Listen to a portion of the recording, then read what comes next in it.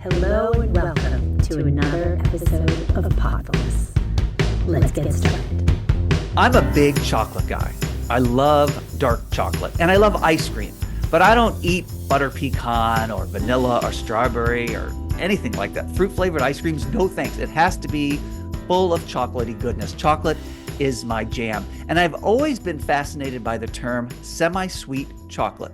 We accept that as a term when it comes to chocolate, but you can't really apply it in other areas of life. You can't really say, oh, I'm semi-pregnant. Pretty sure you're full pregnant or you're not pregnant, right? Or you go buy tires and the tire salesman says, oh, you want some radials over there? They're semi-safe. They're safe part of the time and part of the time they're not. Or maybe if you get a new haircut and your friend says, hey, I semi like your haircut. What are you supposed to do with that? I don't know why I do these little opening bits. I guess I'm just buying time until the interviewer is ready, which he's ready to go. So are you ready for Podfulness? Let's get to it. I hope you semi like it. It's time to meet our guest. His name is Drew. He's a bright young man. He's 15 years old. He's very involved with school. He does some great extracurricular activities on the weekend, which we'll talk about. But there's something I want to say about my guests in general, and this is the hope for this season. Teenagers are going to be my guests this entire season 2 of Podfulness. Don't forget to follow on Instagram at Podfulness, and be sure to like and subscribe on YouTube. I had to squeeze that in there because that's what everyone does. But my hope is that as you're listening to this show, you will realize that teenagers are a lot more than these kids that you see that are looking down at their phones and not paying attention to the world around them, because they are paying attention and they are interested in learning and they do want to feel a part of the community and they want to have deeper connections with their friends and their family. And it's been such a joy to have extended conversations with teenagers, because how often does that happen? So that is my hope, that this show can shine a light on our young people, that we're going to be okay. It's really the adults that I'm worried about, not necessarily the teenagers. So with that, let's meet our guest today. As I said, his name is Drew. I hope you enjoy the show. Drew is my guest today. Drew, good morning. Good morning. We're recording this around 10:30 in the morning on the weekends. And would you say that most of your teenage friends are up right now? I would say up or getting up, in the process of. How do you feel about early mornings on the weekend? On the weekend, it really depends if I have something going on. I prefer to sleep in, which isn't that too strange, because on the weekdays, I'm not like waking up super early, but I like to stay up late on the weekends. And so I like to sleep in to make up for that. So does my teenager. What are you doing at 1 in the morning that's keeping you activated? I think I like to play games with my friends, and then I play it and I can, I not yell, but I can be louder since everyone's asleep and they won't get mad at me. And so it's like I just have that, alone time with my friends where I'm not, worried that my parents are gonna get mad at me for something. Right. And what is your go-to game? It really depends. I guess right now I'd probably say, actually, I don't even know. I played like 3 different ones last night, and it was just depending. It was either with my brother or just depending on what my friends wanted to do. I was kind of just rolling with it. So tell us a little bit about you, Drew. I know that you're 15. Yep. I know you're a sophomore in high school. Yep. What else should we know about you? I'm active. I'm an athlete. I do martial arts. Okay. That's something I'm passionate about. I like talking to people. I like talking to people. I like interacting with people. I like learning new things about like culture and society. I think that's cool. Nice. Let's talk about Taekwondo.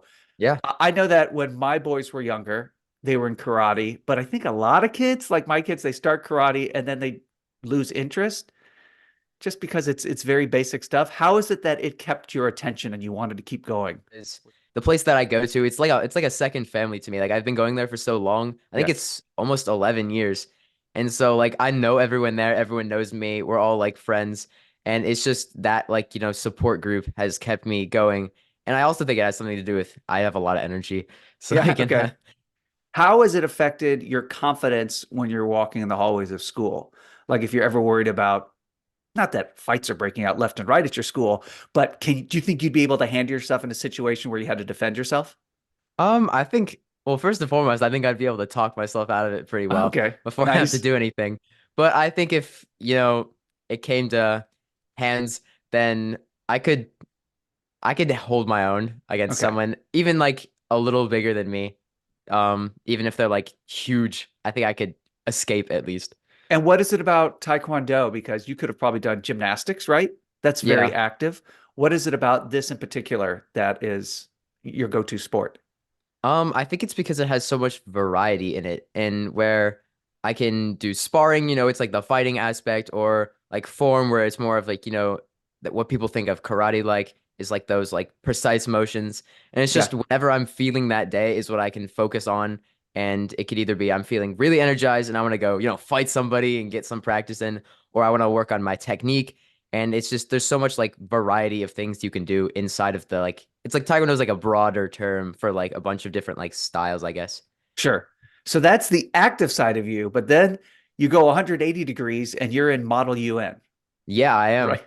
Right? Which does not require any Taekwondo skills, No. as far as I know. So for folks that are listening that aren't familiar with Model United Nations, what is that? It's essentially where we each take on a role of a country, or we have teams of people that are countries, and we act as delegates from that country, and we just discuss, doesn't even have to be modern, but just political issues that have affected the world at some point, such as, world wars, or, Hmm. droughts in major areas, or earthquakes in Haiti, for example. We discuss how the United Nations in an ideal situation would come to an agreement of how to help or how to provide support. But when you go into these meetings, I guess, or conferences, do you know your country well in advance? I like to pick Israel every time because if I think that if I don't pick it, someone else will, and I want to make sure I give it a good representation. And Okay. so I always do that, and I always research a little beforehand, like policies and everything. Some people just go in and whatever they're feeling that day, they pick that country, do a little 5 minute Wikipedia search on like, broader Sure. topics, and then they're good to go. Yeah, because there's plenty of countries. If I go in and I just randomly pull a country out of a hat and they say, like, hey, Mark, you've got Lesotho. It's like, I don't know anything about that country, Yeah. except that it's the only country surrounded by another country geographically. That's the only thing I know, and it's in Africa. So I wouldn't be able to speak to that. Do people typically fight over being the first person to be the United States? Because that's what people know the Um, most in this country. I think there's two or three people that kind of go back and forth, and the rest of us just stay out of it because we're like, I want to learn about something new. I don't want to learn about, United States. Right. So, yeah. But what is the actual United Nations affiliation with Model UN? Did they start it? Are they a I have part of it at no all? idea. You have no I idea. no. Do you ever have the opportunity to go to New York to Um, visit the UN? Maybe as a Okay. senior in the club, usually we do because there's like competitions, which if you couldn't see, I was doing the quotation marks. Because they're Uh-huh. not really competitions, they're more of just like events where like multiple schools come together and do something. Because there's no like winner, but they call it competitions because you're like going to another school. Well, wouldn't that be nice if the world felt like you didn't have to be a winner, that we could all Yeah, sort of exist? That'd be kind of wild. it would. So the Model UN, what else are you involved with at school? I like this is not as academic, but I like Dungeons and Dragons a lot with my friends. Okay. That's like definitely one of my that's like my nerd side, I would call it. Yep. Do you have a character name? I do. I have a really interesting story behind it too. I name all of my characters that are sorcerers Winston because I have I call it my dynasty of Winstons, and it's because I get too emotionally attached to my characters if I don't feel like they're expendable. So I name them all Winston, and I just put a Roman numeral afterwards. And it's like my whole reasoning is as they, the power gets transferred from one Winston to another. And so it's basically just the same character, but as I get more experienced, I learn how to make a character better. You're protecting yourself emotionally. Yeah. Oh, Drew, I appreciate that. That is great. Okay, so who do you play Dungeons and Dragons with? Is it a group in person or do you do it over the computer? We have a club on Mondays that we meet after school, And so it's like we have a sponsor of the club, like a teacher, but really they just sit there and grade papers and make sure nobody's like messing stuff up. Okay. So we kind of just go in our own little small groups, and I'm with um two of my like friends previous to it were in it, and they were starting it with some other friends that they met last year. And Yeah. so they were like, Drew, do you want to join? And I was like, sure. And so now I'm with that group, and I think there's five of us plus our dungeon master, so six of us in total. Well, and there was a Dungeons and Dragons movie recently, right? Yes. With one of the Chris's, Chris Pine was in it. Yeah. What did you think about that? Did it stay pretty honest to the whole flavor and vibe of D&D? Um, yeah, it got a lot of reviews that were calling it, like uh a movie long advertisement for Dungeons and Dragons, but I think that's not a downside. Like I think that's Right. what people wanted. And Right. so even though it may not have been as lenient into, magic, because that's basically all I do in that game. I don't play any like fighters or anything. So I wish there was more like magic like recognition, but definitely as a Dungeons and Dragons fan, I was able to pick up on those Easter eggs a lot more of like, oh, I know that ability, or oh, I know that spell. Right. How long have you been playing it? Since quarantine, Oh, since actually. quarantine. Okay, so how many Yeah. Winstons are you up to? Um, actually, this is really funny. Canonically, um, in my main universe, I'm up to I think six. And in my extended universe, I call it, I think I've Yeah. gotten to like 15. You know what? I have no idea what you're talking about right now, but I'm just gonna nod along. Extended universe. Okay. I'll ask you about that offline. Okay. Okay. Um, you said when I sent you out this questionnaire that your dream job would be to be an FBI special agent. Yes, Yeah, talk that to me is my about dream that. job. This past summer, I was like the like for all of Indiana, like their representative at the National FBI Leadership Program in at Quantico. So I went there for a week No over the kidding. summer. Yeah. And so I went there over the summer, and I talked to a lot of special agents. I talked to a lot of agents in training, and I got and also a Marine colonel for some reason because he was one of the leaders. I Okay. don't know why. But he was cool. He had a nice Monopoly mustache. And we talked about what it means to be in the FBI, what it means to be as in a government position, Hmm. what opportunities there are. And I really liked it because I don't this is a weird comparison, but I kind of thought of it to Taekwondo more, where it's like FBI is that broader term of like a Hmm. bunch of individualized things. Like we went around, we got like a demonstration from their like bomb squad, which was really cool. We went and we went to I forgot what the acronym stands for. It's called TVOC. It's like their like driving and vehicle operations Okay. school. And so I went in this car, and it was like a nice like Ford Mustang souped up thing, and we did a bunch of like cool tricks and like drifting and stuff like that. Not I wasn't driving, but I was in It's it. good to And then know.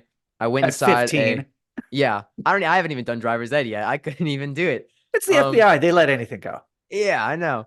And we went into helicopters and like SWAT vehicles, and we learned about like operating them and stuff. I could not tell you how to operate a helicopter. I totally forgot after that. I'm glad for But that. Okay. yeah. So when you met these FBI agents, did they look like agents how they're represented in the movies?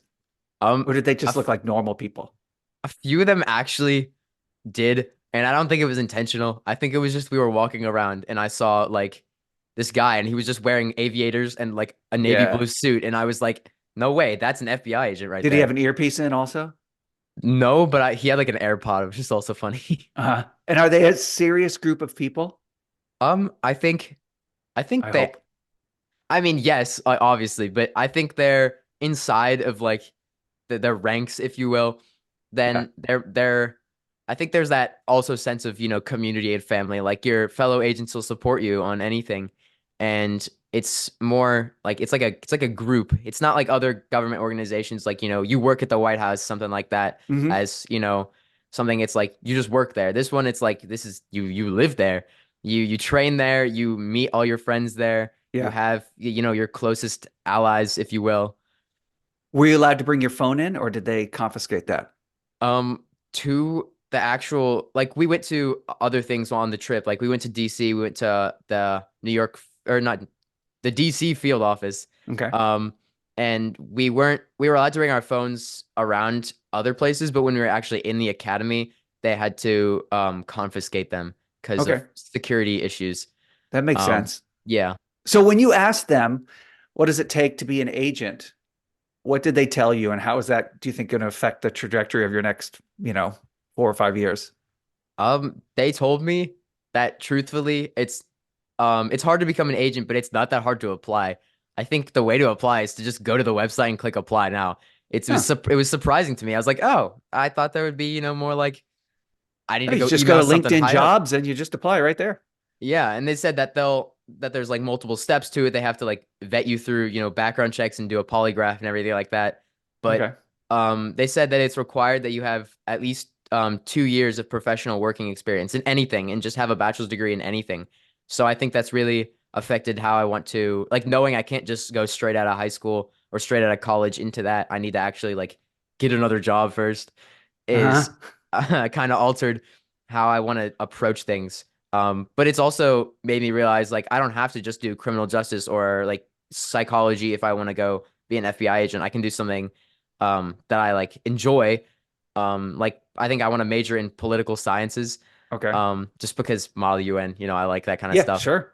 And I've realized like I can major in that and I can go get a job in that. And then if I want to become an FBI agent still, like if I want to do that, then I can go apply. And if I don't, I can just stick with what I'm happy doing.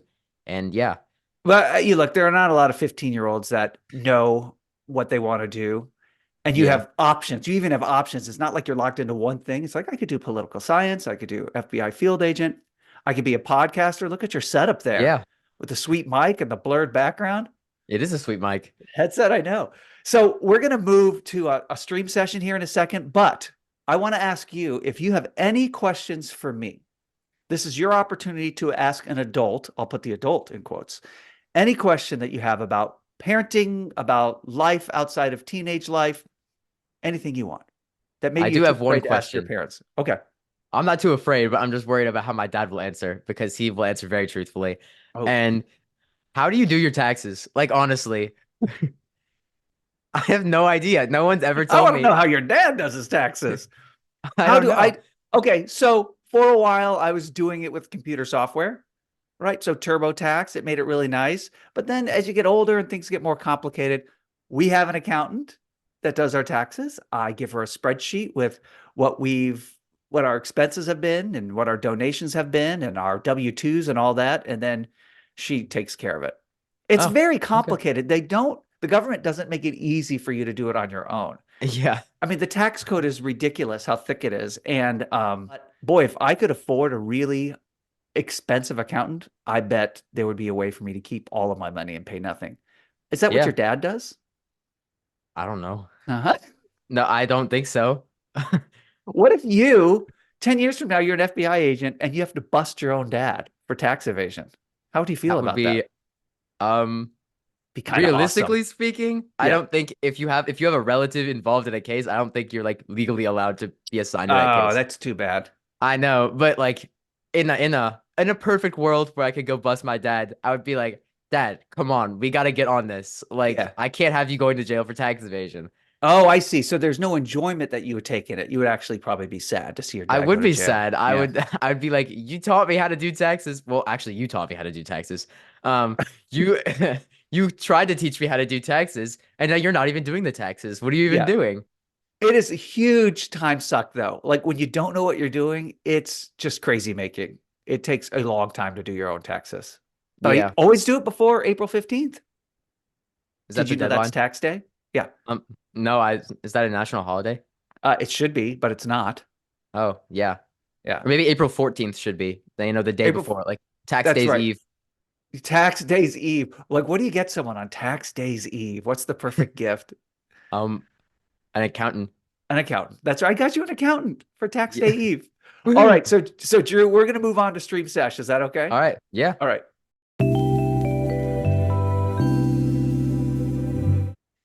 I mentioned that you've got a nice setup there. You've got the Shure microphone. You've got the headset. Why do you have such sweet gear? Are you a podcaster? In another life, maybe. Yeah. But it's because my dad does a lot of podcasts. He guests on a lot of podcasts because he's a scientist, and That's right. so he's got all this gear. And I was like, hey, can I borrow your stuff? And he was like, sure. And so Yeah. he got me set up, and yeah. And I knew that answer. So Jason was on the first season of Podfulness. Yeah. And your dad's really bright and Yeah. interesting. He's a thinker too. I love He's a it. Do you thinker. think you've taken on some of his characteristics? Um, yeah, I'd like to think so. I hope so. Yeah. Um, I definitely he definitely thinks um more logical, I guess is the word, then and I think more, with my go with my gut. I look at all the sides, I decide which one I, personally attached to more than just, this one makes logical sense even though I might not like it. I go with that gut feeling. Yeah. He's very logical. So Yeah, I want to talk about what you're streaming, but you also mentioned that you're a reader. And this I is an am. author I've never heard of, Christopher Priest, and it looks like Ian Colfer. Am I saying that name right? I've no idea. It's an Irish name. Oh, it's an Irish name. What kind of books do they write? Christopher Priest is my favorite. He's the author of my favorite, or like the writer, I guess, because it's a comic book that I really like, a Okay. series.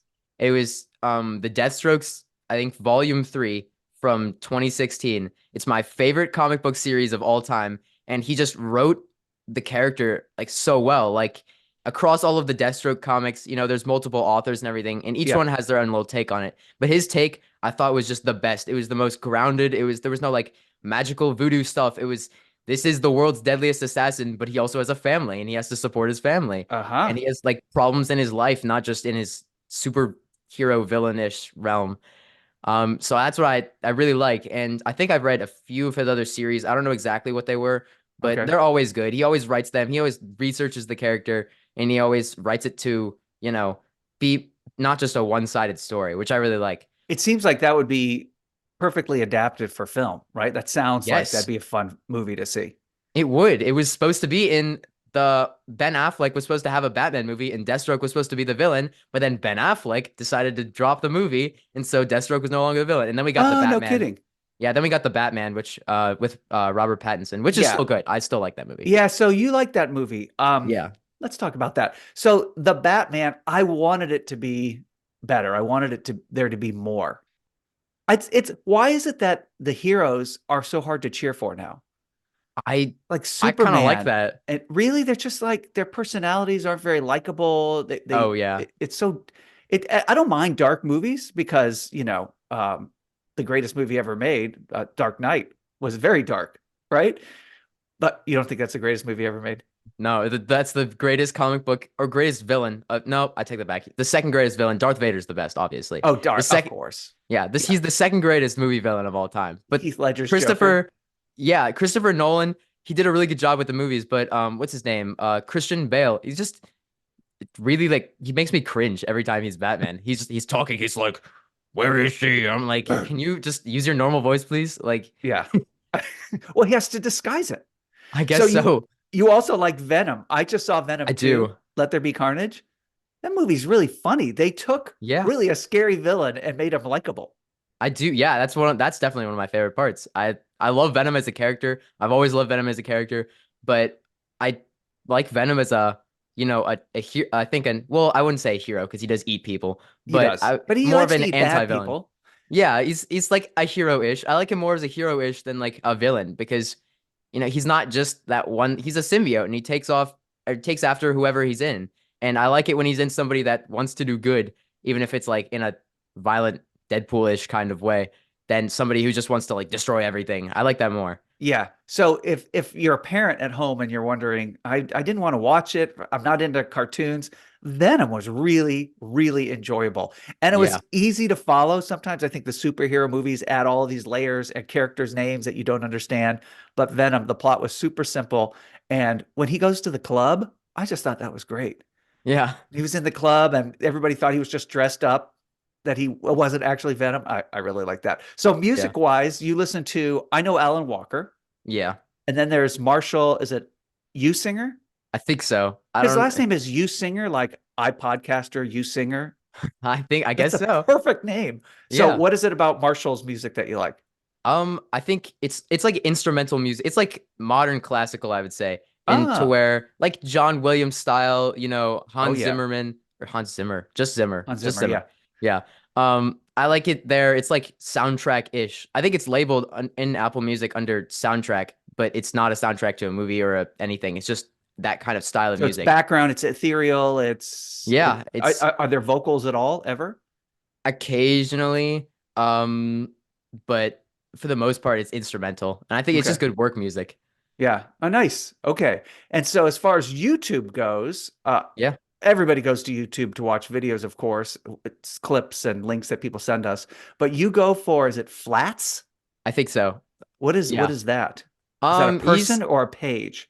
it's a person. He's well, back in quarantine when I used to play a lot of Overwatch, he was that person that I watched the most. And nowadays, a lot of, video game streamers just make me internally cringe. Like they're just so Hmm. like weird, I guess. But Flats is pretty grounded and he talks about modern issues like too, I guess, which is really weird to say he's talking about You modern mean political while he's issues. playing, he's talking about modern issues? Yeah, which is really weird. But I kind of like that just because I like the game and I like what he's talking about. And it's pretty unbiased. And I also just like how he has that, especially in that realm of, dealing with the state of the game right now, which is not too hot. He really gives his like honest opinion on like this is how we make the game better. This Hmm. is like how we do it. If you don't want to follow that, it's just gonna continue to stay not so great. And so I just like his like down to earth, grounded opinions and stuff like that. So you watch a lot of streamers that are showing the video of the game that they're playing as they play and they talk over it, right? Like a Kind of. lot of those pages are very popular, right? Yeah. But I can't understand why my son watches people playing a game instead of just playing the game himself. Can you get better by watching others play it? I used to think so, but that was at a point when I was really new. So I was just watching people do it and they were kind of I would watch like those intro tutorial videos and it kind of taught me. But now it's just to a point where I just enjoy seeing like I've just accepted. I've never because I think Flats was in like in the pro like in one of the pro teams for a while and I've Mhm. just kind of now accepted like I'm never going to be as good as this, but it's fun to watch like what could have been. Right. What is your go-to social media then? I think if YouTube, yeah, YouTube counts. That's my go-to. It It's just can, yeah. Oh, yeah. I guess you can comment. And do you comment on yeah, videos? no, but I like reading the comments. Yeah. That's really funny.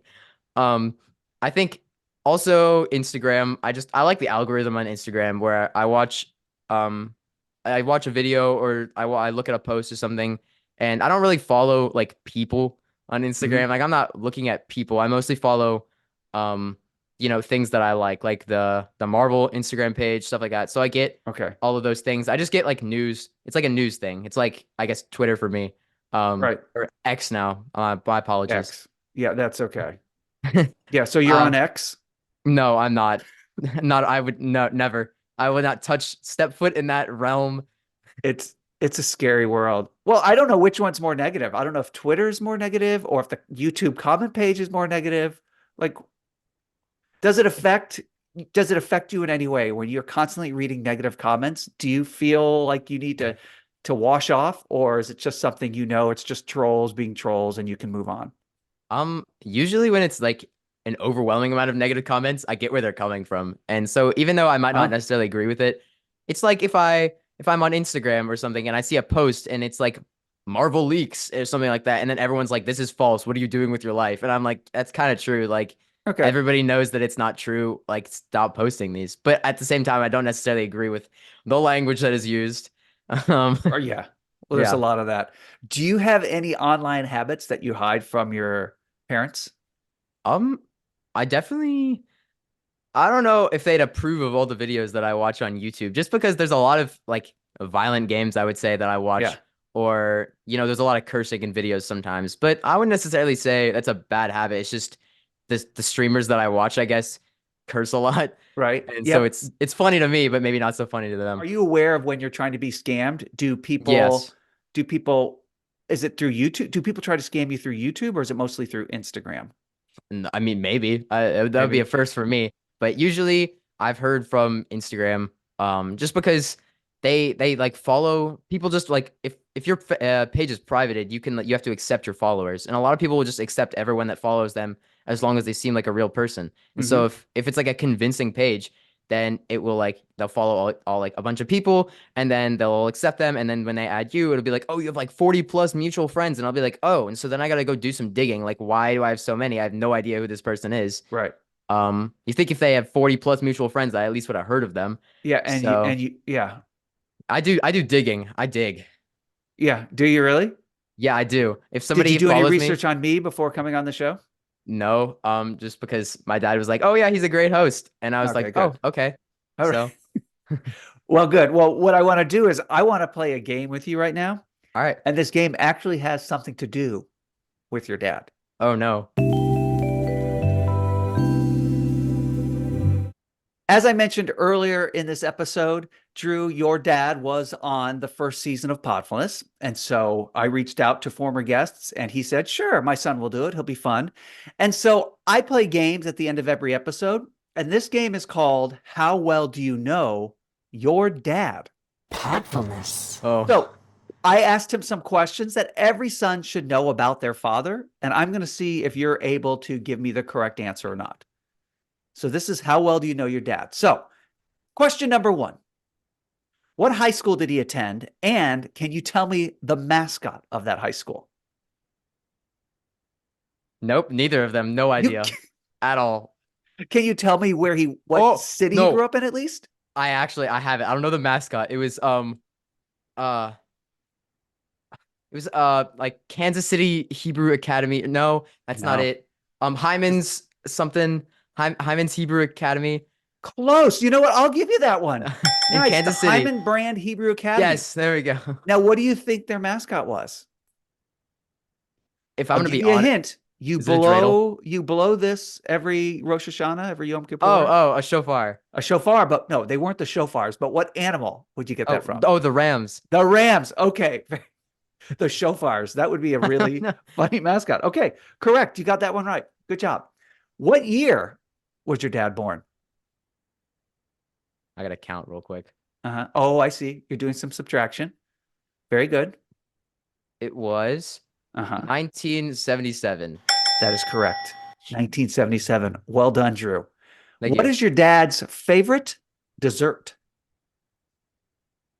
Oh no. I remember one time he went to France. He got this really good like chocolate pudding thingy. Maybe it's that. Is it the chocolate pudding from France? Chocolate pudding from France is not correct, but it's close. French silk pie. Oh, Do you think It's we should give the- you credit for that? no, I don't think so. Nope. All right. You missed you missed that one. All right. So you are 2 out of 3, correct? Here we go. What is your dad's middle name? Michael. Took you a while, but you got it. Nice, Drew. Okay. What is your dad's least favorite NFL team? We know he's a huge fan of the Chiefs from Kansas City. So what's his least favorite NFL team? See, I don't know. I don't know so many teams, but I know that he hates Tom Brady, and I know Okay. Tom Brady's on the Patriots. I think actually, is that right? He was. He is He retired was. now. He Oh, I'm retired gonna at go the with the age of Patriots. 72. Did The he really? Patriots is incorrect. Man. No, it's the Raiders. Oh, I didn't he's- even know. He said whatever city they're from, because they actually bounce around a lot. So the Raiders. Okay. If your dad has a free Saturday afternoon, no chores, no family responsibilities, just himself, how would he spend it? Free Saturday afternoon by himself. Yeah. I think he would go to the fencing club. I Fencing think he would get some club. practice. You think so? Yeah. That is correct. He Yeah. would go fencing. Your dad is a fencer. And he said, or build a fire. Oh, Should I be concerned about that? no, he does that a lot. We have a lot of firewood, so he just like builds a fire sometimes. I Is don't know. I that an never really in- thought it- too much about it. Is that an inside behavior or is it mostly outside? No, it's outside in like the corner of our yard. Okay. Okay. He'd be great on Survivor. Okay. Yeah. So here we go. You got that one correct. Well done. How often do you floss your teeth? That was not for you. That was the question I asked your dad. How often does he floss his teeth? I'm gonna go with every day. Every day, once daily. And if you're curious, it's at night. Oh. Okay. Yeah. Okay. That is important for you to know. All right, Yeah. here we go. 2 more questions. Two more. Who is your dad's celebrity crush? He's probably said this so many times, and I keep making fun of him because he always says it at the dinner table. Like for some reason. Actually, that sounds weird. It always gets brought up at the dinner table. Why does he think about this person at dinner time? I don't know. I think it's because sometimes he'll show us funny videos, and then he'll be like, you know who was on, like if it's like Saturday Night Live, he'll be like, you know who's on Saturday Night Live? And Okay, so we'll who all is be it, like, Drew? I don't. It's a woman. It's a Um, woman. That's true. Does she have blonde hair? She does not. Maybe she did for a movie once or twice, but no. But can you name any of the movies that she's been in or character that she's played? No, I have no idea. It is Queen Amidala, Natalie Portman. Is it really? Yes, that's a celebrity crush. That's not who I was thinking of. No, and you mentioned Darth Vader earlier. It's perfect. Oh, I guess so. Yeah. Yeah. I'm gonna need to have a conversation with him about this. Like, when did this happen? The mother, the mother of Darth Vader. Wait, the mother of Darth Vader? No, No, the wife. The the wife. former spouse. wife. That's right. That's right. All right, here we go. This is the final question. How well do you know your dad? I gave him a choice: eggs, pancakes, cinnamon toast, biscuits and gravy. Which would he choose to eat? He's mentioned back in Kansas City, there's a place that has really good biscuits, and so I'm gonna go with biscuits and gravy. Oh, no. Unfortunately, that's incorrect. He's an egg guy. Man, like likes all eggs. Americans. Like all Americans. You know, you did really, really well. You know your dad. All the weird little habits that he has. You've been Yeah. paying attention. I have. I like that, Drew. Is there anything else you'd like to share with us about yourself? Anything you want to promote out there? Promote? I don't know. I don't know what I'm talking about. I was just looking to fill time. No, Drew, thank you so much for coming on. I hope you felt this was worthwhile. Yeah, it was. Yeah, you're going to have to follow Podfulness now on Instagram I will. and YouTube. I will. I'll share my link with everyone. I'll be like, guys, watch this and then subscribe. It's going to be huge, right? Yeah. Well, thank you, Drew. This was a lot of fun. And of course, I appreciate everybody out there for listening and for watching on YouTube, if that's what you're choosing to do. Be sure to comment or follow. I hate saying stuff like that. Will you do it for me? Yeah. Like and subscribe to Podfulness on YouTube and Instagram. That's very good. All right. And thank you so much. We will see you next time on another episode of Podfulness.